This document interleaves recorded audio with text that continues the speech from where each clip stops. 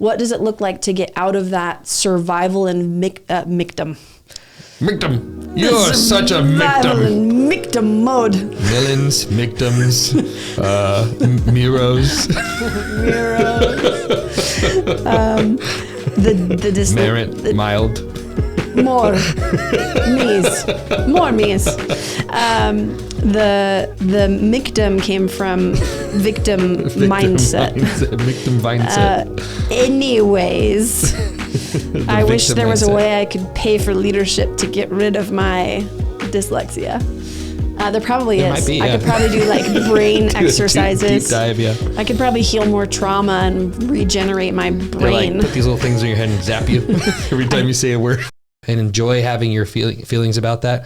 I'm going to continue investing and up leveling way faster than you ever will. I was going to say, well, enjoy staying where you are. Yeah, exactly. Enjoy growing a lot slower. Enjoy just having to learn from your own failures and not getting to learn from someone else's failures so that you can actually bypass some of that hardship and pay them for the price they've paid to become the person that they are. Yeah. Who has answers and solutions and ways to work through things and has a level of love and maturity and depth and history with the Lord that you could grow leaps and bounds with if you were just around it.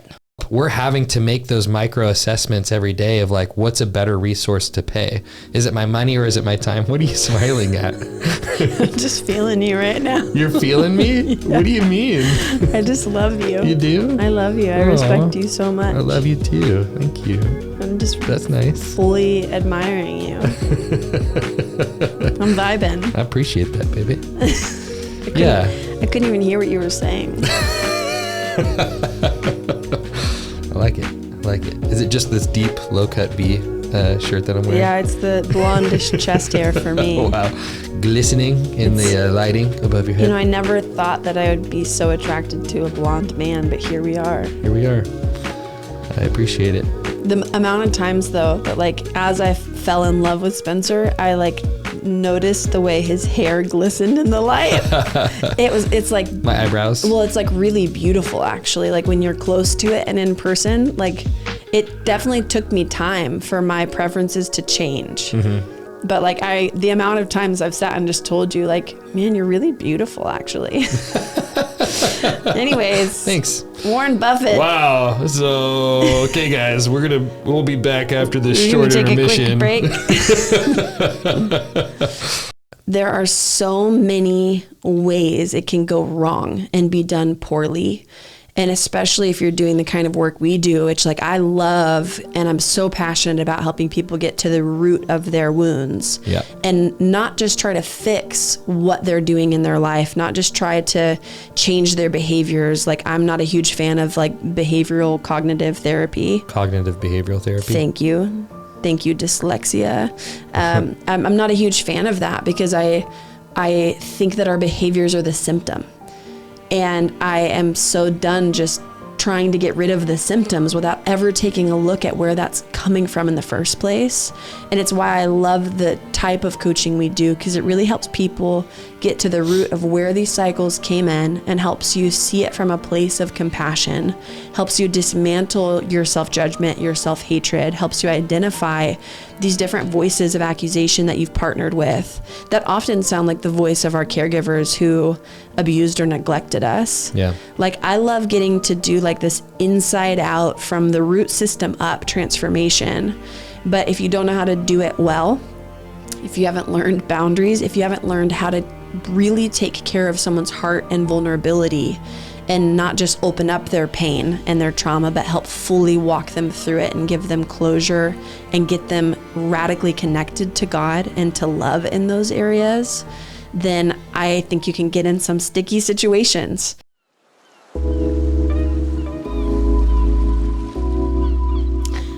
Let's talk about how to find a good coach. Okay. / counselor / therapist. Can you first tell me spiritual mother and father, the qualities of a very bad coach / mentor / older brother? Wow. Big brother / big sister. Wow. Auntie. Okay. Tutor. Can you give me the qualities of a bad coach? Like paint me a word picture of somebody that would be like. I don't want to start off negative. Well, I think it'd be fun. The face. Well, like for some reason you look like a bunny rabbit when you do that. A cute one. Like an anime character? Like that? I don't know. I don't watch anime. Okay, yeah. Do you? Enough. Well, I've seen an anime, yes. No judgment. I don't watch it. If you're into that. Okay. Well, I mean, you know all the things I watch because we watch them together. Thank God. Yeah. Thank God that's true. Yes. I'm thankful for that. Good. Good talk. You know what I mean. Some of you know what I mean. Oh, yeah. We know. Which, like, we need to have the pornography conversation soon. Oh, we can. Anyways, qualities of a bad coach. I don't want to say bad coach. Qualities. Unsafe. Of a coach that might not be optimal for you to get the most growth. Because there are a lot of people that are good enough.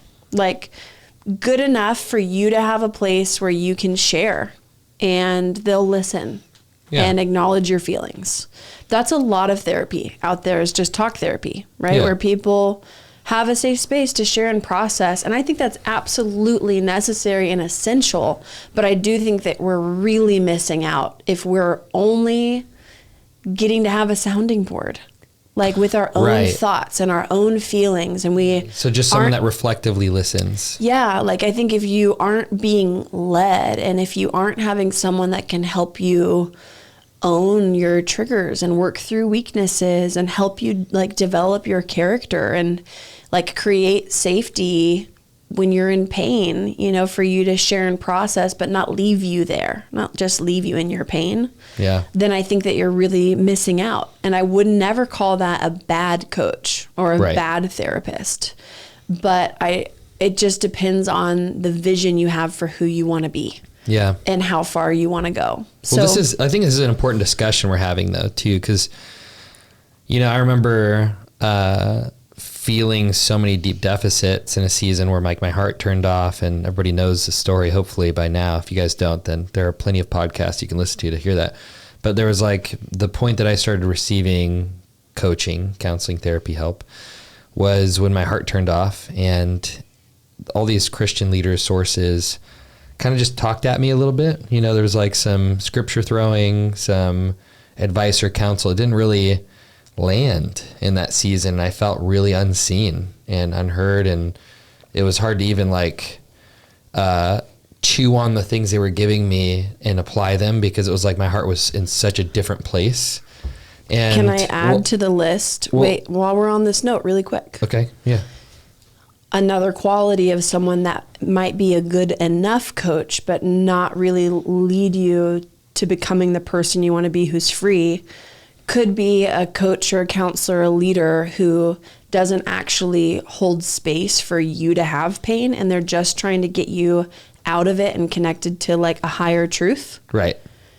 When actually it's important to go through the pain and have someone who can hold space with you and be with you and let you feel and teach you how to sit with your feelings before moving into truth in scripture. Yeah, I think most leaders are giving the love away that they've received themselves. Mm-hmm. You know, so if they haven't known how to receive that, or they haven't received that from anybody of a higher authority than them or a place of influence, how would they ever give it away? And I think that's what we're left with a lot of times. And sometimes we have to go, that's not what I needed. Yeah. And at the same time, how can we, in our hunger, also grab the things that people do have to give at the same time? But I think if you're in such a place of desperation, it's hard. Like I remember early on going like, where are the people I can learn from? Where are the people I can feel small with? We felt that pain in different seasons. I'm sure you guys listening to this, you're like, you've probably felt that before. You're like, I want a leader. There's just nobody I trust. Yeah. And I remember, you know, even when I had told you it's a red flag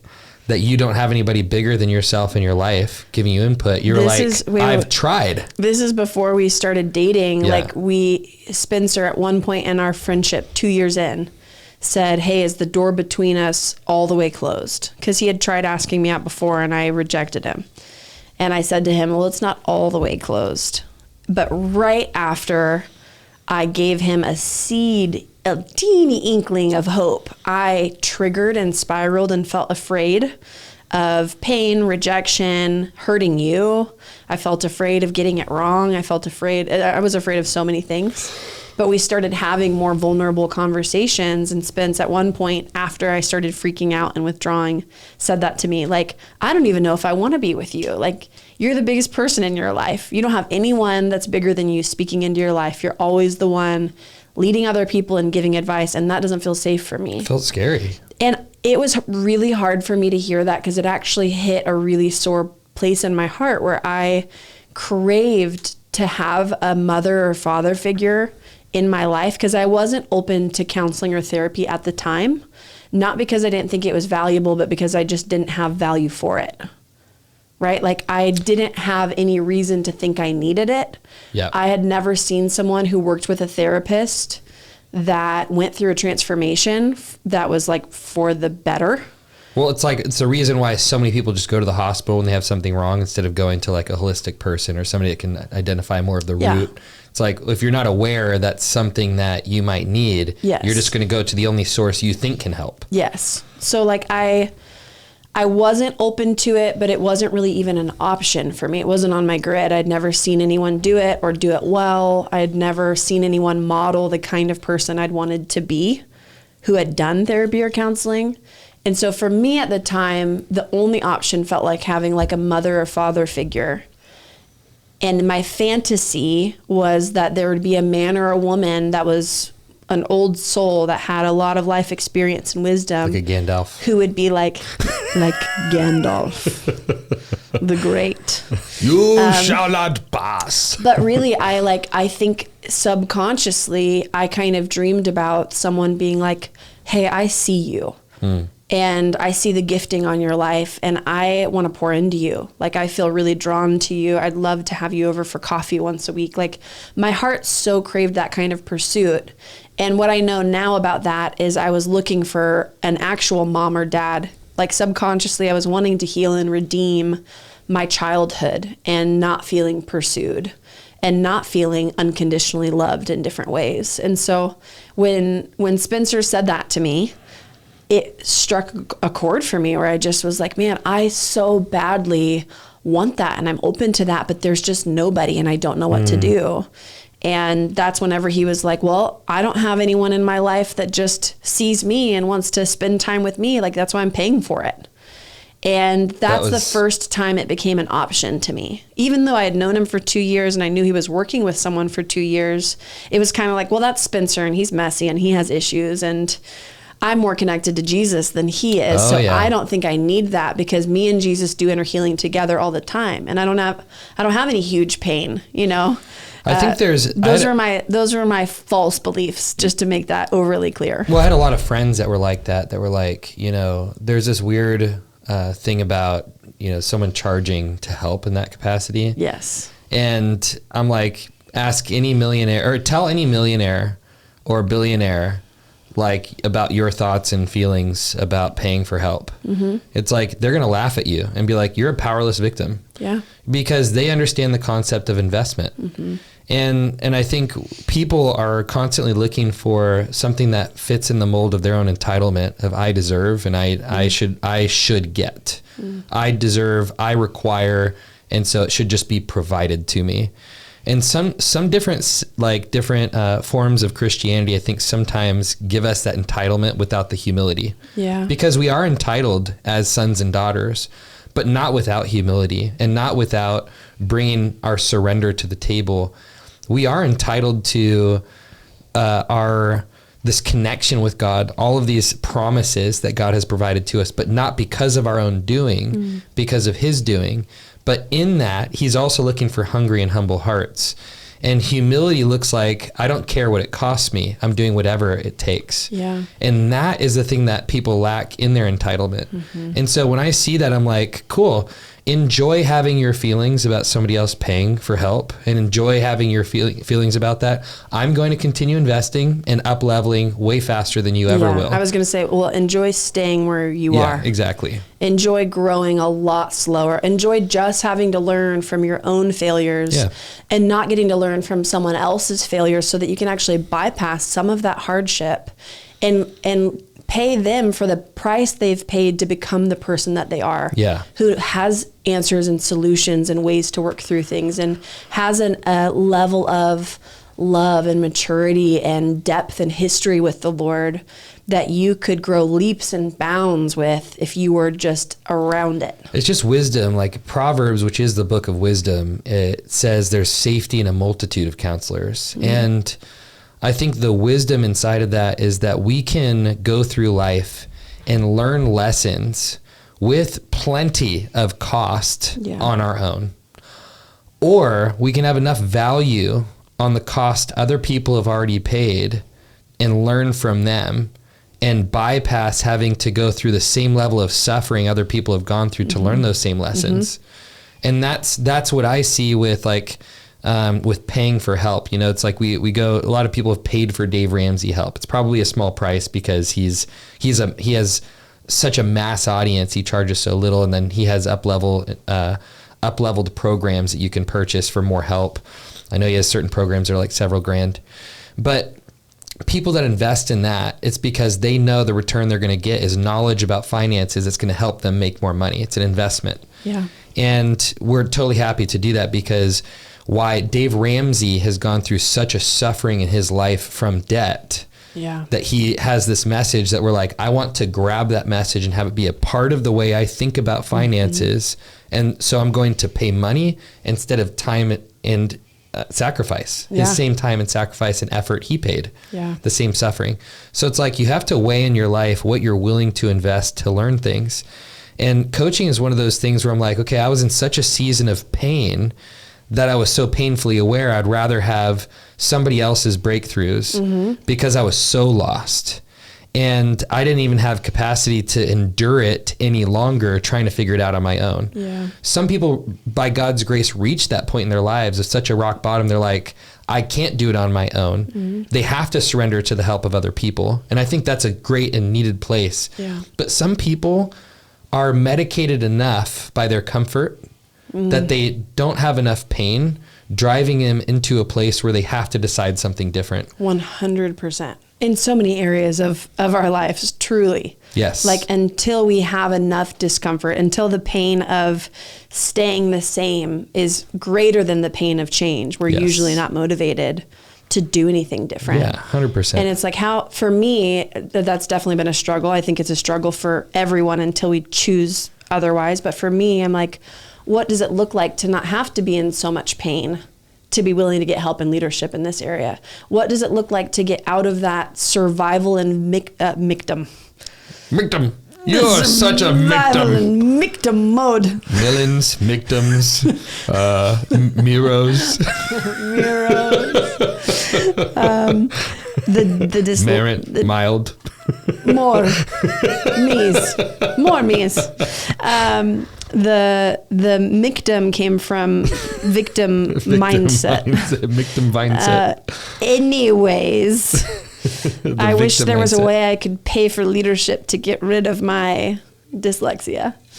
There probably is. Might be, I could probably do like brain exercises. Deep dive, yeah. I could probably heal more trauma and regenerate my brain. Like, put these little things in your head and zap you every time you say a word. I actually, you remember when we did, what was that thing called? When we did EMDR and we did the family systems.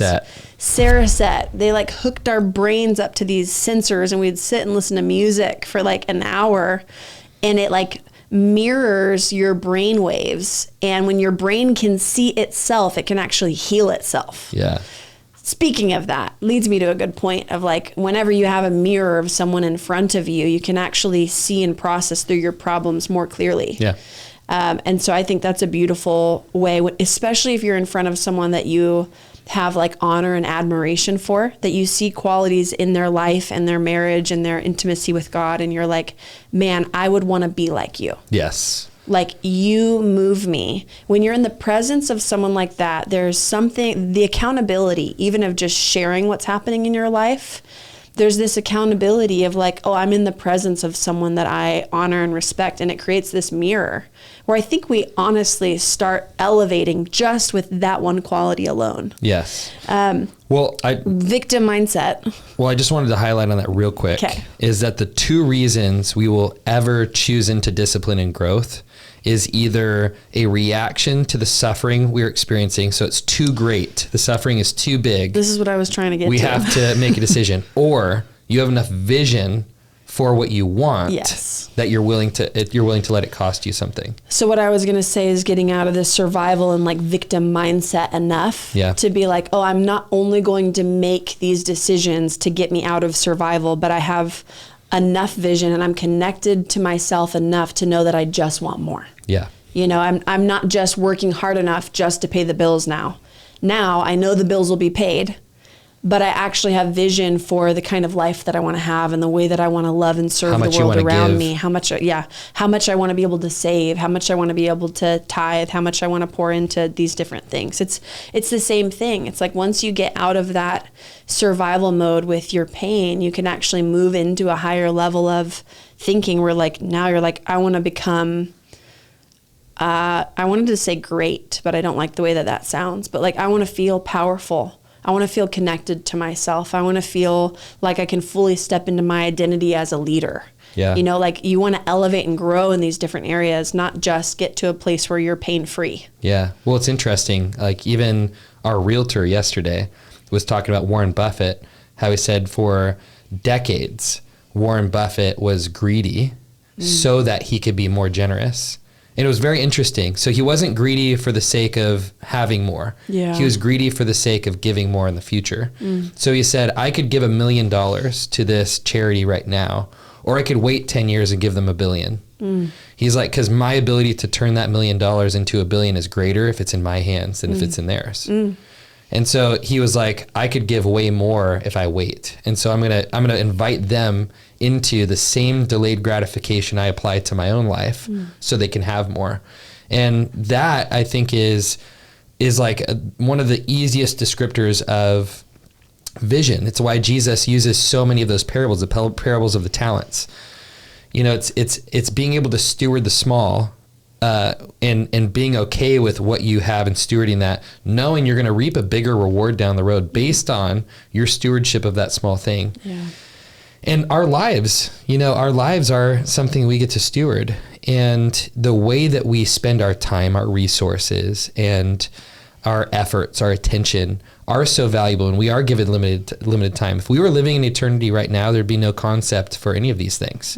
Money, like time as a resource, none of it would matter because there's no scarcity to it. So we'd have no value to attribute to it because it's like, well, it doesn't matter. In 100 years, 1,000 years, I'm going to have plenty, you know, because it doesn't matter. I'll still be alive. But because everything is finite, we have to think about things through a lens of stewardship. And so with the concept of receiving coaching and help, we're having to make those micro assessments every day of like, what's a better resource to pay? Is it my money or is it my time? What are you smiling at? I'm just feeling you right now. You're feeling me? Yeah. What do you mean? I just love you. You do? I love you. I respect you so much. I love you too. Thank you. That's nice. Fully admiring you. I'm vibing. I appreciate that, baby. I couldn't even hear what you were saying. I like it. Is it just this deep low-cut V shirt that I'm wearing? Yeah, it's the blondish chest hair for me. Oh, wow. Glistening in the lighting above your head. You know, I never thought that I would be so attracted to a blonde man, but here we are. I appreciate it. The amount of times, though, that like as I fell in love with Spencer, I like noticed the way his hair glistened in the light. It's like my eyebrows. Well, it's like really beautiful actually. Like when you're close to it and in person, like it definitely took me time for my preferences to change. But like the amount of times I've sat and just told you like, man, you're really beautiful actually. Anyways. Thanks. Warren Buffett. Wow. So, okay guys, we'll be back after this short intermission. We're gonna take a quick break. Yeah, I just think it's important to look through that lens and like at least face that lens, you know, instead of you get out of here, you cougar. Cougar. You're on the prowl right now. You're older than me by 3.5 years. True. It's true. You grave robber. What's it called? Anyways, it's really like date somebody older. Focus. Come on. Be okay. We have limited time. Here's what I wanted to get to you is that all of that is important, but then you're like, how do I pick someone? You know, like even literally here in Maui, we have like such limited resources. It's like 160,000 people on the entire island. Mm-hmm. So who do I work with if I want to work with somebody in person? Obviously, we're given all these gifts in this, you know, this modern society where we can meet with people over Zoom. Love that. We've done that many times. I genuinely love that because I don't want to leave my house. Yeah, I know. And that's a big cost too, right? Mm-hmm. Is leaving your house when you have family, work, all the things.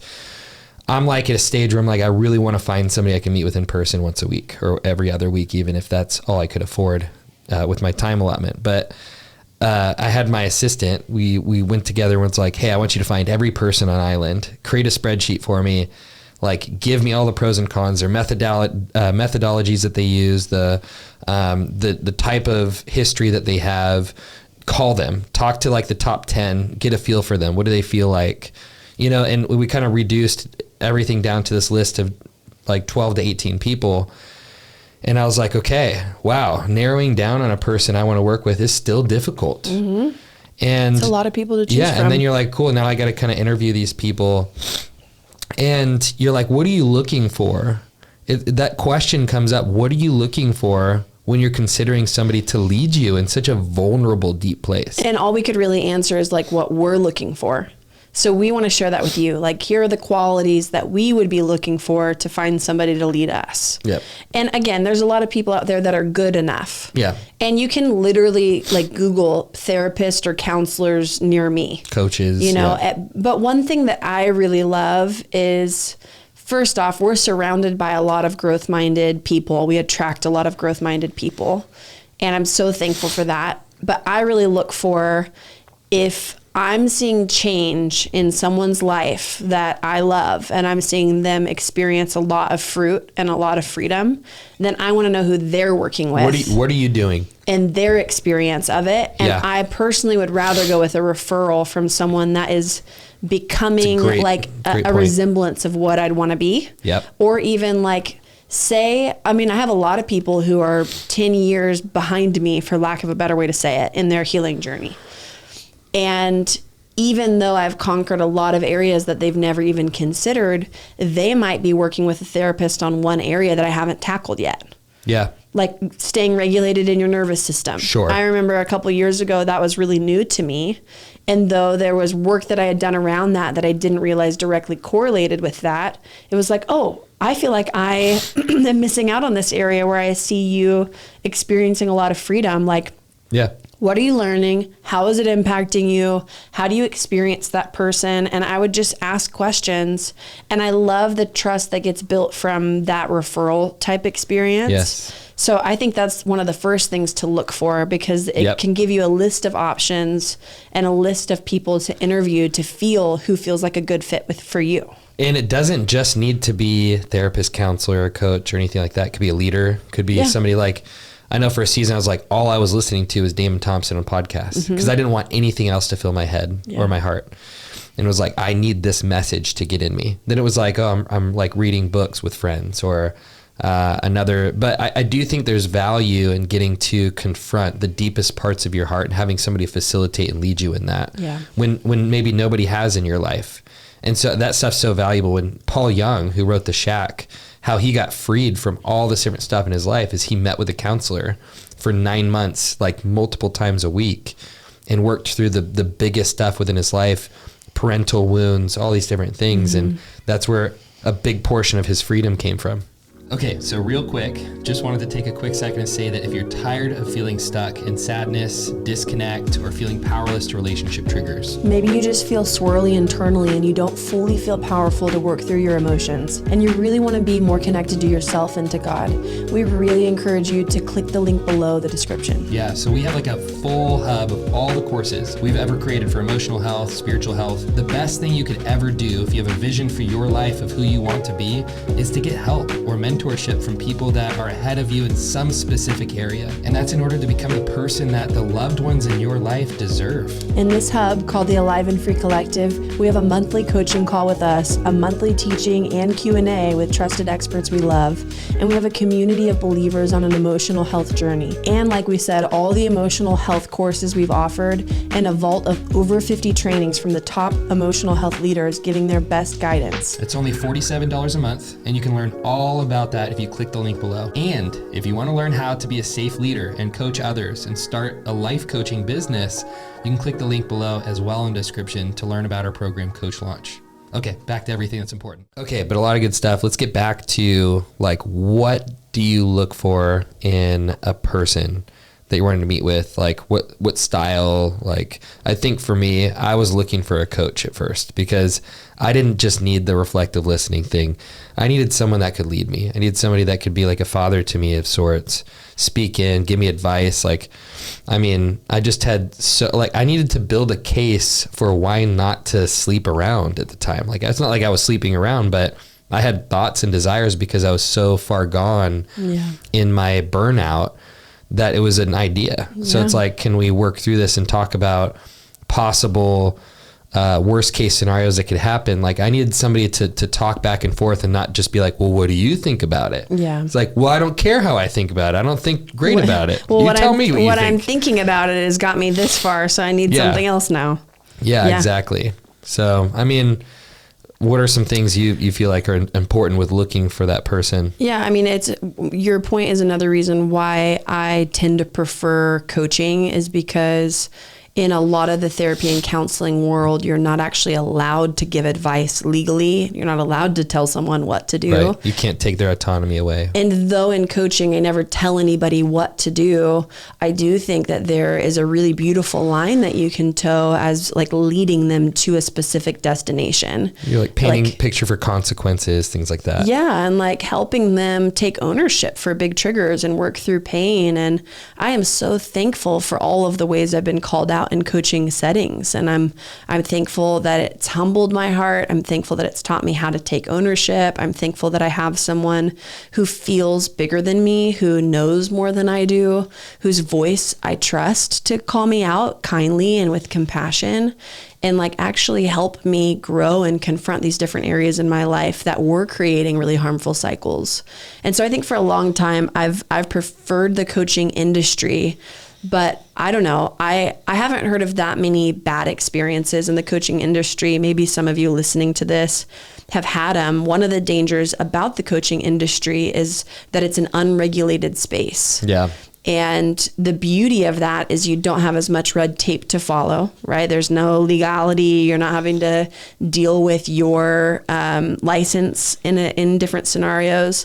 But I think that people can easily have really poor boundaries and really poor leadership and have no idea who they are or how to help you, but still be forking out advice that they learned from a random course. And that's the scary part about the coaching industry, which is why we decided to create Coach Launch, which is our program where we train coaches our coaching methods, because I noticed as our clients were going through what it's now called our Alive and Free Collective, they were learning all this life-changing content from us, and they were giving it away and trying to start businesses with no supervision, oversight, accountability, help, training. Yes. Yeah. And that was scary for me, seeing people take all the tools I had given them and run with it like they understood all of the content fully. And though I think they fully experienced different revelations of it, I don't think that they had the full understanding, because they didn't have to fight for that stuff themselves. It's a huge level of accountability that they need, because like, what if you go into a session and all of a sudden that person triggers all of your male hatred and you don't realize it. And you're like, I don't feel safe with this person. And all of a sudden you're unknowingly and subconsciously trying to coach your dad. And you're like, because you represent my father, and you don't know that you're triggered the whole time as a coach. And it's like, you need help to recognize that. There are so many ways it can go wrong and be done poorly. And especially if you're doing the kind of work we do, it's like, I love, and I'm so passionate about helping people get to the root of their wounds and not just try to fix what they're doing in their life, not just try to change their behaviors. Like, I'm not a huge fan of like behavioral cognitive therapy. Cognitive behavioral therapy. Thank you, dyslexia. I'm not a huge fan of that because I think that our behaviors are the symptom.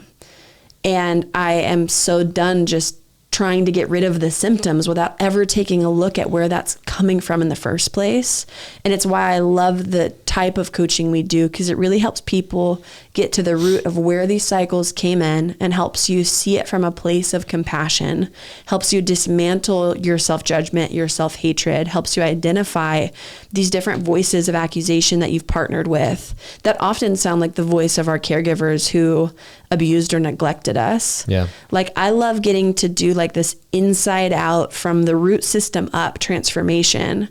But if you don't know how to do it well, if you haven't learned boundaries, if you haven't learned how to really take care of someone's heart and vulnerability and not just open up their pain and their trauma, but help fully walk them through it and give them closure and get them radically connected to God and to love in those areas, then I think you can get in some sticky situations, you know? Well, so I mean, what I want to share real quick is literally I had a coach that I had spent many times in his office, and I didn't know that he had feelings for my ex-girlfriend, and he coached her to end the relationship with me, and I didn't know it until months and months and months later, and I confronted him on it. And then what's even worse is he coached us while we were dating. I know. And he should have never, ever, ever, ever crossed that line. I know. So that was a big confrontation I had with a coach where I was like, you should not be a coach. Yeah. And honestly, for a season, until he got his heart right and was able to take full ownership for that. And there's just a lot of things, but those things can happen. Yeah. And if you're not aware that you're coaching someone based on your own agenda, that's something that you need oversight with and supervision. It's one of those things why, you know, I am like, don't just go into it willy-nilly, you know, like get help. Yeah. Because you could destroy people's lives. We've had to let go people from our business because they wouldn't receive input on something that was very, very, very important with culture we were trying to maintain with our clients. Yeah. Yeah. I mean, there's so many ways it can go wrong and so many ways it can be done really, really well. I still prefer coaching and life consulting over the counseling and therapy experiences I've had. But I love emotion focused. Mocha frappuccino. I love emotion focused therapy. We did a lot of work with an EFT. Emotion focused therapy. I think that's right. But I actually don't know the acronym for it. I think Alice that's what Miller, it is. I think was one of those. Yeah. So we did a lot of work with that. We've done EMDR. We've worked with sex therapists before. Not because I needed to, it was just the therapist that was assigned to me in that, just as like a full disclosure. But we've worked with a lot of therapists and we've experienced a lot of fruit from the therapy and counseling world as well.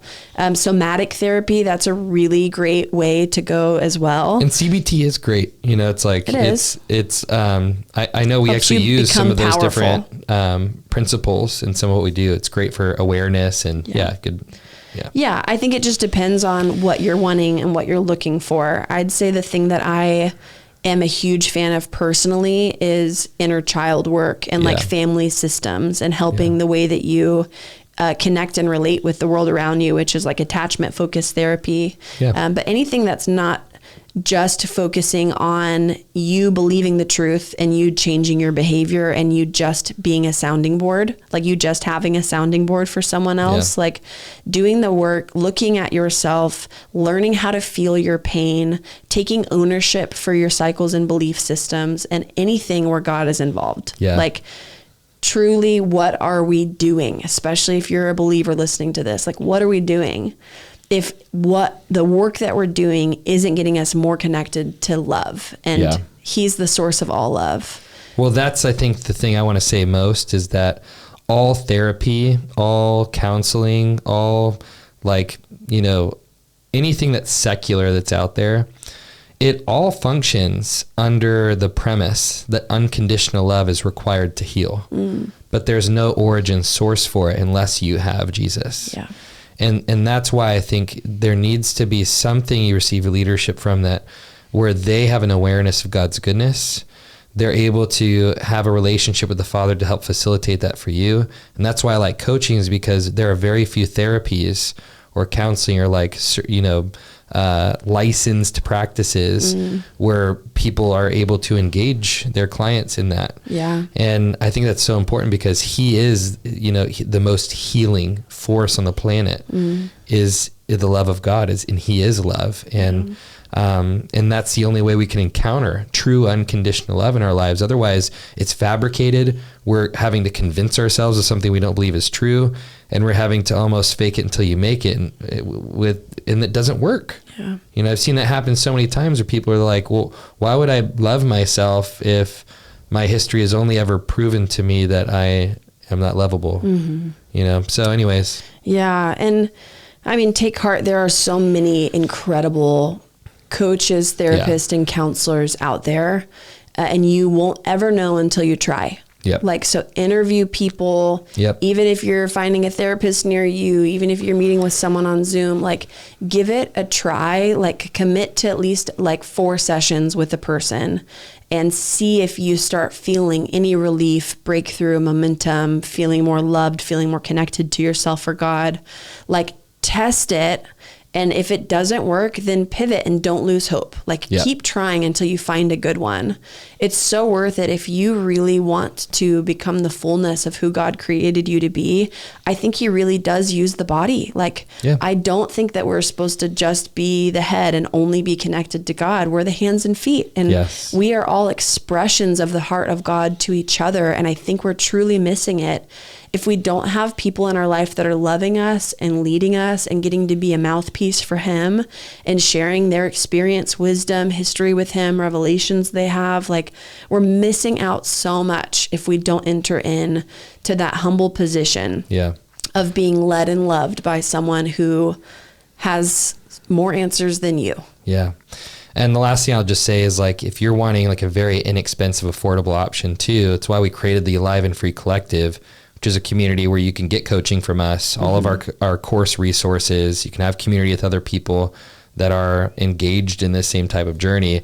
And it's $47 a month. So you can click the link in the description. And it's probably 30 hours worth of different course content, not to mention live coaching with us monthly, and then live interaction and coaching and speaking with guest speakers that we trust and love. We do have therapists that come in and stuff. We love. We have a few that we really, really respect, who have had incredible sessions, and you have access to all of our previously recorded speaker sessions as well. So that's a great resource. And if you're listening to this and you feel like, man, I've always been the big one in my life. I've always been the one leading. I've mentored a lot of people. I kind of coach, but I really don't know what I'm doing, or I want to learn how to do it better, or I'd love to turn this into a business and actually be able to spend all my time doing the thing that I'm passionate about. Then Coach Launch is an incredible resource for you, where you can learn our coaching methods, boundaries, and all the other good things, and then also learn from the great Spencer Robbins on how to do sales and marketing and turn it into a successful business. I mean, we cover everything, LLC formation, tax docs, contracts for clients, all of the process for how to work with your clients, methods, how to walk them through things. There's a lot. I think there's over 50 hours worth of content in there. And then you get a lot of help to navigate things as they come as well. So click those links in the descriptions if you're interested. And thanks so much for spending time with us today. And we'll see you on the next episode. Goodbye. Later.